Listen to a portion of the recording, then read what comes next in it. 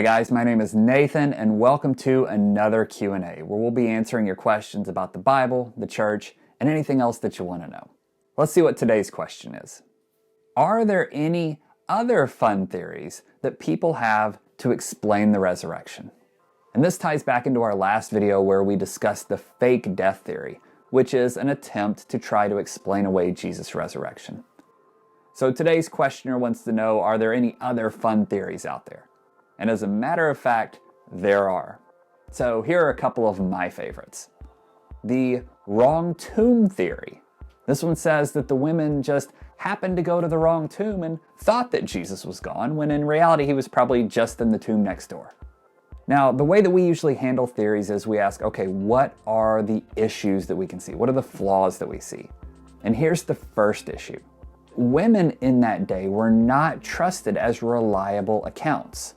So when you think about it, if that was the case, then the women would come in and say, hey, Jesus is gone. And the men would say, I don't believe you. Let's go see it for ourselves. Yep, come on guys, you picked the wrong tomb. He's right next door.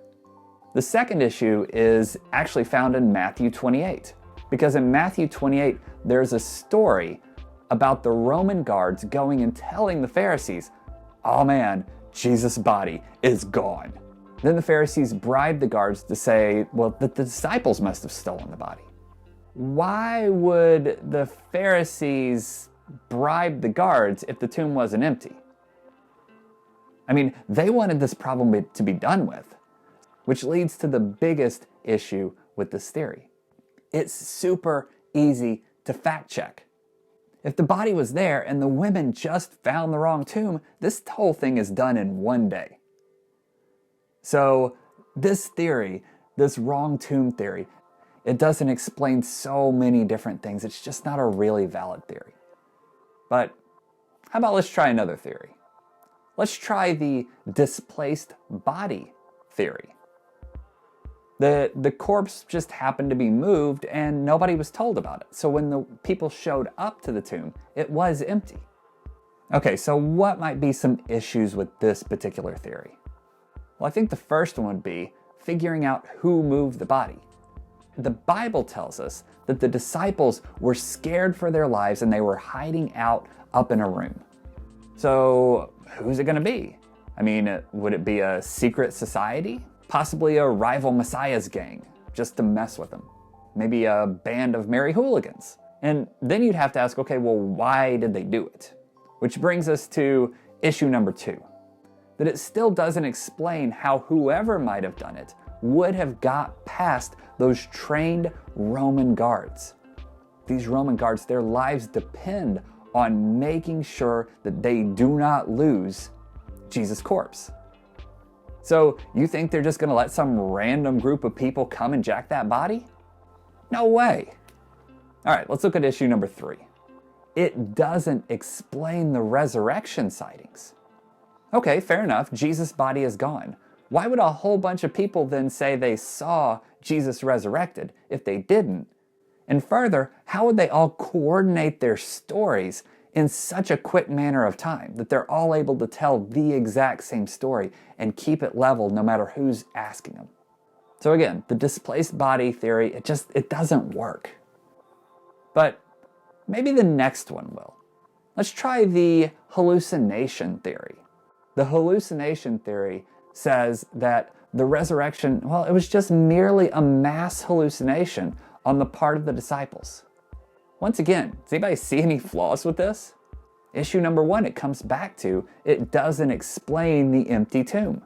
If the tomb isn't empty, Jesus' resurrection is toast. The Pharisees come down and they say, look, there he is, still in the tomb.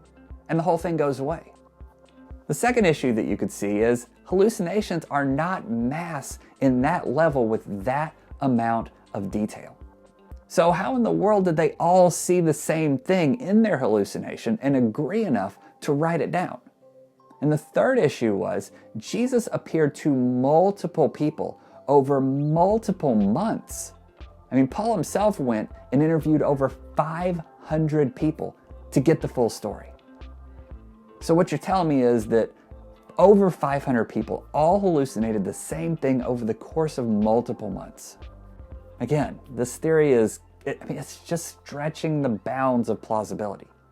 But I do have one final one, and this is my personal favorite, possibly because it is the most ridiculous one. And it is called the evil twin theory. Yes, I'm serious, the evil twin theory. And this theory says that Jesus had a twin that nobody knew about. And this twin, he stayed hidden until Jesus died. And then once Jesus died, the twin came out and claimed to be Jesus. Now, this evil twin, he only stayed around a very short time before quickly disappearing to a foreign land before somebody figured out, hey, that's not Jesus. And this is an honest-to-goodness theory. Now, in all my research, I couldn't find any evidence as to whether the evil twin had the long twirly mustache or not, but I'm kind of hoping that he did. I love this theory because it's so delightfully ridiculous, and I'm not going to go into any flaws with it. I'll just let you try to find your own flaws with this theory. But that's 3 popular theories as to what happened with Jesus' resurrection, and one ridiculous theory.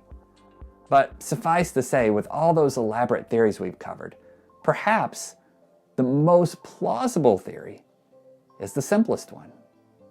That Christ died just as the scriptures said, and he was resurrected just as the Bible said. So if you guys have any theories, do feel free to put them in the comments below, and maybe we'll cover them in a future video. But as always, thank you guys so much for watching. Feel free to click to subscribe, and we'll see you next time on Q&A.